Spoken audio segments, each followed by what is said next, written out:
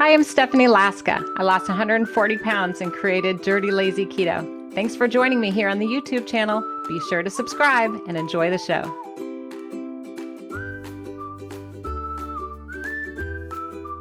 Well, we're going to be talking about affordable low-carb recipes.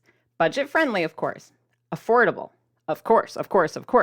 I want to save my money. I don't want to be spending it on unnecessary keto convenience stuff. I want to make my bottom dollar stretch as far as I can. So if you'd like to save money, please give me a thumbs up. If you're interested in some affordable low-carb recipes that are budget-friendly, give me a big thumbs up. Tell me what your budget is for groceries. I think that helps to share. Seriously, you guys, there was a lot of times in my journey of losing 140 pounds. I got 2 kids and the husband. There was a time where I didn't have a job. My husband didn't have a job. And we were like, okay, how are we going to do this? We were both looking for work, but we were both out of work. And it lasted for about 6 months. So I'm with you when it comes to trying to make things affordable. I was trying to eat healthier. I was trying to lose weight. I was still in this process, this journey of trying to figure it all out. Plus, I had to feed my kids. So I had no wiggle room. There was no like, oh, maybe this recipe won't work. Maybe I'll try this. Maybe. No. I had no maybes. It's like I only had so many dollars and I had to make it work and I had to feed the family and I couldn't have any flops. You know what I'm saying? So I'm with you. I'm very grateful to have a job now and my husband too. But I always think about that and we still keep all of our habits from when we were really on a shoestring. We still shop at the same stores, the same techniques, the same sales, because that's how, that's like the Great Depression. That's what my grandmother taught me. Like keep those kind of thrifty budget saving tips in mind, no matter where you are in life, no matter what kind of job you have. That's how you get ahead. And it makes you feel better about yourself. Like you're scrappy. At least that's how it is for me. So today I want to share 5 big strategies. 5. Here we go. 5 fun strategies that are helpful and practical to help you with, making affordable low-carb recipes that are budget-friendly. And we'll be starting off with a recipe show and tell demonstration. Okay, so we got 5. So let me get started. So tip number 1, this is my first strategy for making, food that's keto-friendly, that's low-carb, but it's also affordable and delicious.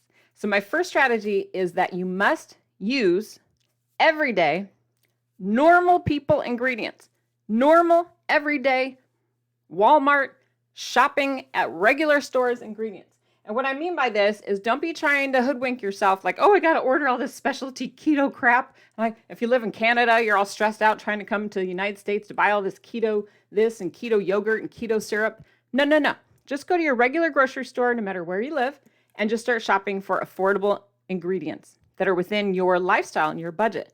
Okay? Because if you aren't buying within your means, normal people food from normal people stores, then you're just going to get disappointed and angry and resentful, right? So find things that are already in your cabinet or shop the sales and then go from there. I think that's the best way to start within your budget. So I was shopping for some chicken breasts in my cabinets and I wanted to share a recipe with you. I'm going to call this ka-ching chicken nuggets. Ka-ching chicken nuggets with grown-up ketchup because I think that sounds fun. And we want to have fun while we're losing weight. So this is the recipe here. This is going to be using your air fryer. If you don't have an air fryer, you can use the oven, okay? You can go old school, but today's recipe is going to call for that. So first up, this recipe yields 12 chicken nuggets. So that could technically serve like 3 people. That's technical. Now, obviously you might eat more, but technically the recipe serves 3. It's going to make 12 chicken nuggets. And imagine this, they're going to be 0 grams of net carbs per serving. I know, that's some fancy California math for you.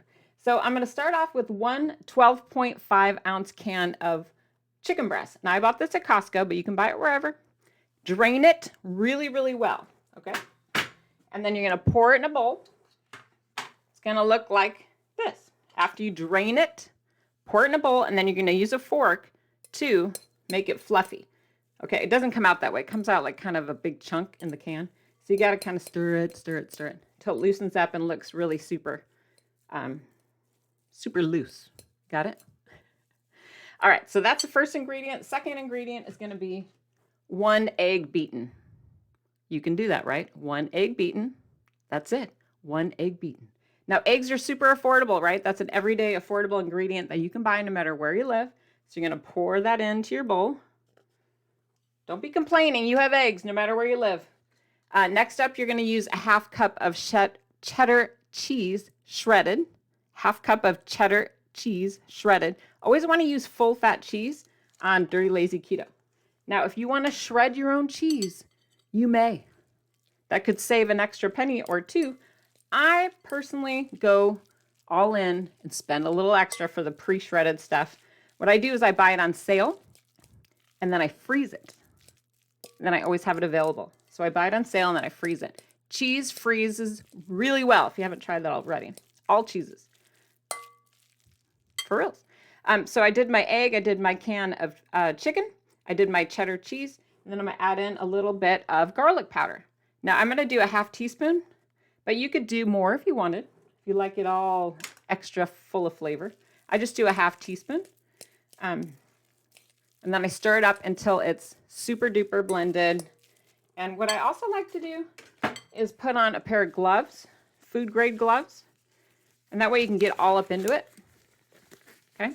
And it's not so creepy. Plus I had a nice lady on YouTube give me feedback saying, you need gloves on when you touch food. And I was like, okay. So I put my gloves on and I get all up into it. I know it makes a gross sound. And then you are going to roll it into 12 chicken nuggets of even sizes. So what I like to do is first divide the dough in half. That makes 2 and 2. And then divide that in half again, each half and half again. So now you're into quarters in case you're doing the math. Okay. And then each of your quarters, you're going to divide into 3 nuggets. So 1, 2, 3, 1, 2, 3, 1, 2, 3, 1, 2, 3. That's going to total how many? Who's counting? It's going to total 12. And that way your nuggets are all about the even size. What I like to do is model my chicken nuggets after McDonald's because I'm classy. You know, they always have like that little shape to them when they're kind of like ovalish. Squish it down, pat it. Okay. Make it look like a chicken nugget from McDonald's. And you're just going to repeat that 12 times. That's it, right? Now, I'm taking off the gloves because in the magic of television, I'm going to be putting it in the air fryer. Beep, beep, beep, beep, beep. Sound effect, please.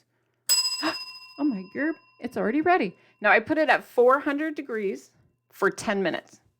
400 degrees for 10 minutes. And I'm going to show you just how fabulous your cha-ching chicken nuggets will be.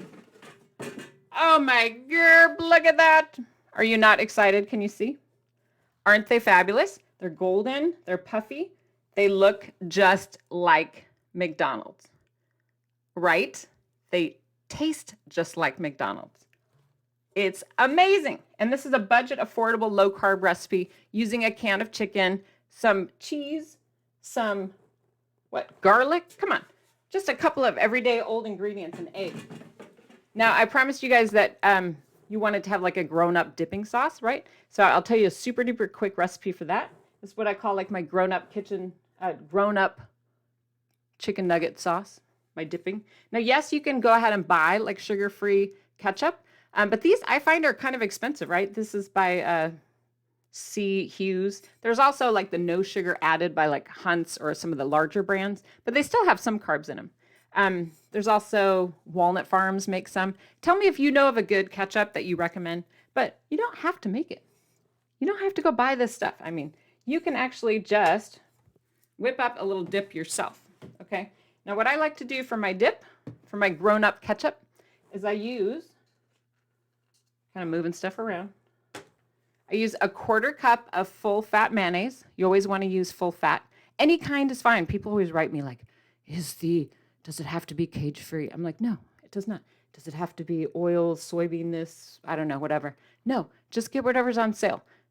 Real full-fat mayonnaise. You're going to do a 1/4 cup, which I've already portioned out here. And then you're going to do a half teaspoon of sriracha sauce. Now, don't be scared. I know it's a little spicy for some of you. You're like, oh, I'm afraid of the spice. But really, it's not much. Look at how much a half teaspoon is. It's just a dib or a dab, really. And you're going to pour that into your 1/4 cup of mayonnaise. And then add 1 packet of sugar-free sweetener. Whatever you got on hand or whatever you picked up from your local coffee shop. I didn't tell you to do that. Just put in 1 packet with the sriracha and the mayonnaise and dip. Stir it all together. Take your spoon, stir it all together, and you're going to have an amazing dip, and you'll thank me. And then when you have your chicken nuggets later with you and 2 of your friends, you'll have an adult, grown-up dip to put it in. And it didn't cost you hardly anything, right? So that was strategy number 1. Do you like strategy number 1? Have you made those before? Do you have any little variations that you want to share? Or suggestions? We want to improve our ka-ching chicken nuggets with grown-up ketchup because we want to make our affordable low-carb recipes that are budget-friendly, but we want them to taste good too. So if you have a tip, share it. Pretty please. So tip number 2 for me is that I think it has to work for the whole family. Now, I mentioned earlier with my children, right? Here's a lovely picture. They're all grown up now. They're teenagers, and they're super teenagers, if you know what I mean. A little bit grumpy. Am I the only one with grumpy teenagers? But it's funny, their eating habits are still almost like they were when they were little kids. They're still sometimes a little bit picky. In fact, you guys know I talk about my son a lot in the Dirty Lazy Keto cookbooks because he was my litmus test for all the recipes that I put picky eater next to. If my son liked it and he's a picky eater, then I recommend it for all of you that are out there that have picky eaters in your household, or you yourself are a picky eater. But anyway, so it has to work for the whole family. That's my tip number 2. And something I made this week, which was a huge hit that I want to share with you, was barbecue chicken sandwiches. Okay, barbecue chicken sandwiches. Now, what I did is I just took my leftover chicken that we had from, day 1 during the week. I'm always reinventing things. And then I took the leftovers, kind of mixed it up in a bowl, and I separated it out. Now, for the people in my family who are not keto, they got regular old barbecue sauce poured onto their chicken and mixed up. And those people, who will remain nameless, also got a bun. I know, scandalous, right? They got their sandwich on a bun. But what I did for myself is I just used sugar-free barbecue sauce on mine. I know, right? And there was a couple I had in my fridge. I had this one here and then another one. Both were no sugar added, sugar-free barbecue sauces. Now, again, if this is something you don't have on hand or you don't have in your community, that's okay. Don't be yelling at me. They are, a little bit of an investment. So if that's something that's important to you and you want to make it yourself, check out your copy of the Dirty Lazy Keto Cookbook, the original cookbook. This is on page 155. There's no picture, so you might have skipped over it, but there's a great recipe for homemade barbecue sauce in there. I know, right? 155. It's under indoor barbecued chicken, right? Everyday simple ingredients. So you can check out that recipe. What I did, though, I was in a hurry. I did use this commercial stuff for myself.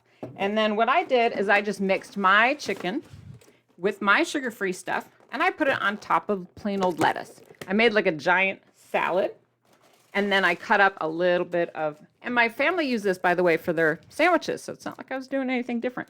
And then I used a little bit of purple onion and chopped that up and had that available as a topping. And then everybody, of course, put some cheddar cheese on top of their barbecue chicken, right? Because everything tastes better with cheese. So simple, right? You see how we used all the same ingredients. The only thing that was different in my family was the bun, and they used the real sugar sauce. I used the fake stuff. And we all had a delicious barbecue chicken sandwich / salad with the same flavors, purple onion, lettuce, cheddar cheese, and it was super duper filling. And I loved it, and I was so happy. And that's important, right? You need to be happy. You don't want to make special meals for yourself, special meals for the husband, special meals for the wife, special meals for the kids. Try to streamline it. You want to focus on just making one thing, maybe a couple of tweaks here and there, like I use a different sauce. But all in all, forget about it. They could even have your sugar-free sauce. It's not going to kill them. It might actually be better for them, right? Don't tell them I said that, though. So I'm going to set these aside. Pretty easy, right? So tell me, I know that was 2 tips I gave you, but tell me just real quick in the comments, what is an affordable recipe that you like to make that works for you? and your family, please share below, and I'm going to spin for a prize. So I'll pick somebody at random. We love prizes. Here we go. And if you're commenting below, just say anything. Say hello, I like this video, anything you want, or share a recipe. That even gets more excitement out of me. Ready? You can share what you like to make. Like a lot of people make, what's it called? Egg roll in a bowl. Is that you? Egg roll in a bowl? Well, share whatever recipe you think is more affordable. Okay. Blue cutting board. Right on. So a blue cutting board for our winner today. I'm going to show you what that looks like. It's a Dirty Lazy Keto cutting board. So I'll give this away for free. Someone at random in the comments. Yay! We love prizes. Thank you very much. So make sure you're commenting and getting involved because that makes it fun for everyone. Now, tip number 3 is your food that you're making needs to taste good. Duh. You're all, Stephanie, that's not a good tip. Yes, it is. Because if you are making some kind of low carb, healthy, keto friendly, blah, blah, blah recipe, no one likes it, then it's wasteful. You need to make a total crowd pleaser every time. That way you're not throwing away food and wasting all your time and money. One thing that my family loves in particular is anything to do with pork chops. Does your family like pork chops? You can always get them on sale. Look at all my red stickers. So embarrassing. And I also go and hunt around like certain times a day. The little man at the grocery store, he puts these little 30% off stickers. I stalk him and follow him. And then when he puts it on, I grab it. And I notice that it's from the freezer because I freeze all my meats when I catch them on a good sale. It's a good tip. You can even buy meat with your family or your friends and split it in half, buy in bulk, right? Don't be all cynical about saving money. It's fun to brag about saving money. It's not something to be embarrassed about. So anyway, tip number 3, it has to taste good. And I wanted to recommend a recipe for you. And this is using fried cauliflower. Whenever I see fried cauliflower, frozen cauliflower, I buy it on sale. I buy frozen cauliflower up the yin yang. I put it in my freezer. I buy it bag upon bag. It lasts forever, it seems like. So I think it's personally too much work to grate cauliflower. If you do it, that's okay. Kind of like grating cheese, but I don't have time.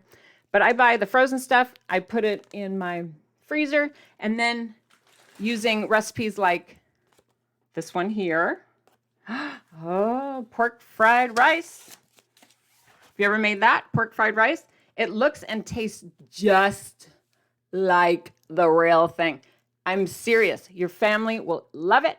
You will love it. It's a big eater recipe, which means you can eat a ton of it. It fills you up.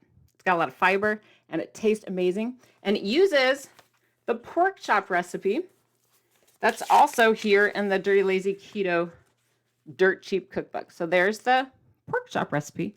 And then you also get to use the leftovers to make the fried rice. This is the Dirty Lazy Keto Dirt Cheap Cookbook. Now, what's special about this one is it has tons of tips that I'm sharing today about making keto and low carb more affordable. So just lots of general budget-worthy strategies. And all the recipes in this particular cookbook do not cost a lot of money.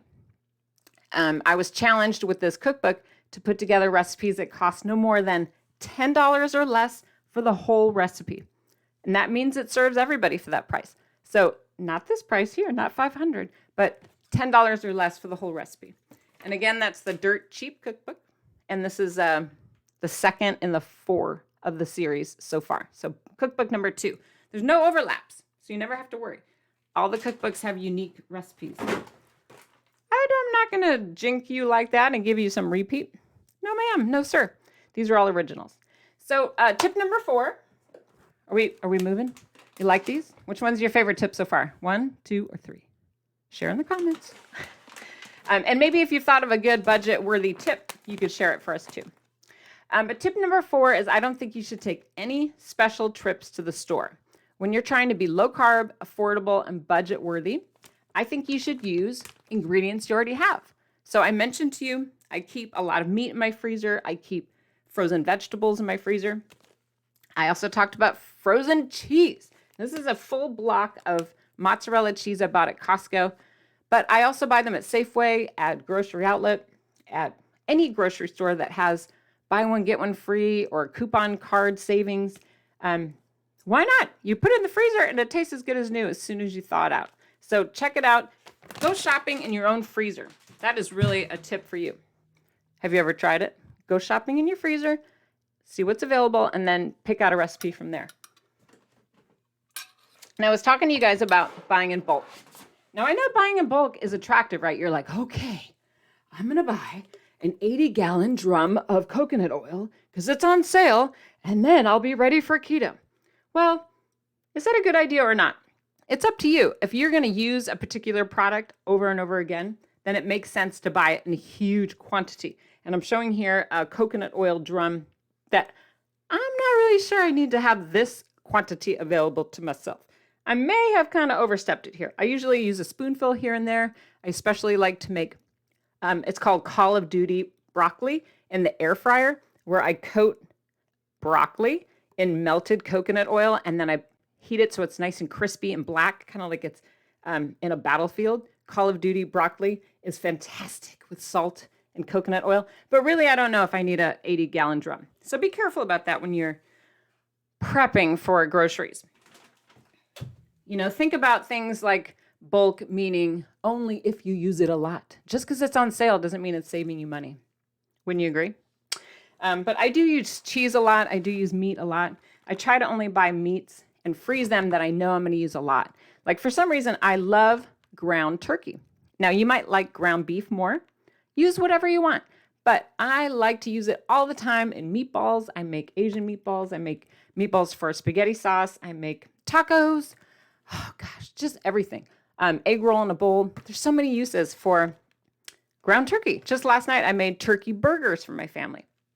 1,000,001 reasons you can use ground beef or ground turkey. So stock up when it's on sale. If it's a meat that you use a lot, you don't want to take special trips to the store. You want to have this stuff right there in your fingertips. So share what you have in your freezer. Please tell me. I'm curious because maybe you have a good tip that I can steal. Plus, you'll be in the running then to win one of our prizes, which today is the blue cutting board. Okay, so I hope that you'll share some tips about what's working for you. Now, all in all, I think it's important when you're talking about budget, because it's easy to kind of get ahead of ourselves and be like, oh, I still can't afford it. I'm on limited income. Baby. Okay, I get it. But I think that you have to kind of reframe the bigger picture. And I'm holding up a frame here, if you can't see me. But I think you have to kind of reframe the way you look at health and food and eating. Now, I'm not going to tell you have to go to a farmer's market or Whole Paycheck, Whole Foods, or, get a garden and organic this and that. I'm not going to tell you that. But I do want you to reframe the way you're kind of looking at food as more of an investment in yourself and a way to change your whole life. Because there's a lot of money you might put toward food and groceries that are healthier that might pay off in dividends that you had not even considered. For example, I know these are a little goofy, but stick with me. You know I like to have my goofy props. But, eating healthy is going to ward off the Grim Reaper, right? I'm giving you my skeleton hand.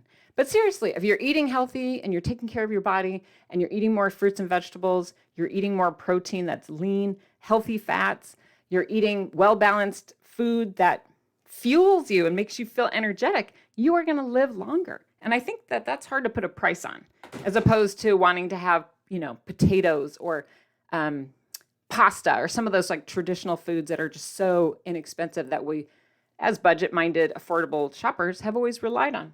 But what about the value of preventing diabetes? I mean, how much does it cost if you're on insulin and you have diabetes type 2, which arguably is induced by diet, right?